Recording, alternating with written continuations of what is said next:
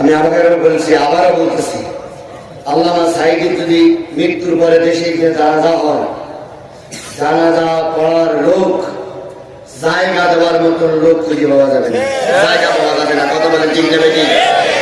আর আপনাদের নেতারা সাধারণ ভাবে বলুক আর গুলি হয়ে বলুক, শুধু একবার সামনে বড় চেয়ারে বড় নেতা নাম একটার ময়দানে পাওয়া যাবে না।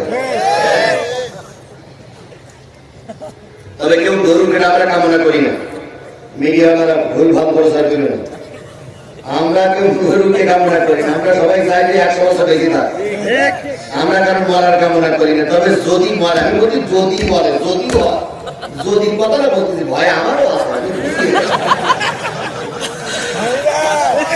জীবনেও কোনোদিন টিকে থাকতে পারিনি, টিকে থাকতে পারবে না, চিন্তা করো না।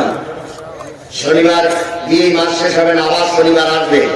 আমার ভাই হযরত মুসা আলাইহিস সালাম আল্লাহর পয়গম্বর, তিনি নবুয়ত পেয়েছেন, রিসালাত পান নাই। বলুন তো নবুয়ত আর রিসালাত কি এক জিনিস? নবুয়ত আর রিসালাত কি এক জিনিস? পৃথিবীতে 1 লক্ষ কিংবা মতন করে 2,24,000 নবী এসেছিলেন, কিন্তু 1 লাখ কিংবা 2,24,000 রাসূল আসেন নাই।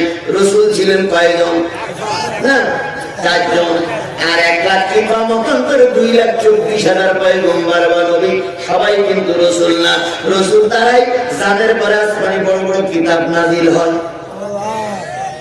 আসমানি কিতাব সবচেয়ে বড় বড় কিতাব কয়খানা? 4খানা। তাওরাত, জবুর, ইনজিল, কোরআন, এই 4টি কিতাব যাদের পরে নাজিল হয়েছিল তারা হলো ঘোষিত রাসূল, আর বাকি সবাই কি নবী। হযরত মুসা কালিমুল্লাহ, হযরত ইউনূস নবীউল্লাহ, হযরত ইদ্রিস নবীউল্লাহ, কিন্তু মুহাম্মদ রাসূলুল্লাহ, আল্লাহ নবী রাসূল, ঈসা রাসূল, এরপর হযরত দাউদ আলাইহিস সালাম রাসূল। এইভাবে করে 4 জন রাসূল এসে কিতাব পাইছে, বড় বড় কিতাব কয়খানা? 4খানা। হযরত মুসা আলাইহিস সালামকে আল্লাহ পাক নবুয়ত দিলেন আগে, কালিমার দাওয়াত দাও। কিছু কিছু লোক কয় যদি আপনি ভালো নবী হও, কিতাব আসে না কেন? কিতাব আসে না কেন? তোমার পরে আল্লাহ কিতাব দিতে পারে। মুসা আলাইহিস সালাম জঙ্গলে চলে যায়, এবার উঠে পড়ে তুর পাহাড়ের গায়ে পিঠটা লাগাই, আল্লাহ আযকুরুনি আযকুরুকুম, আমার এটা আমি সাড়া দেব। আল্লাহ, আল্লাহ কিছু করেন, আল্লাহ। মুসা কি খবর?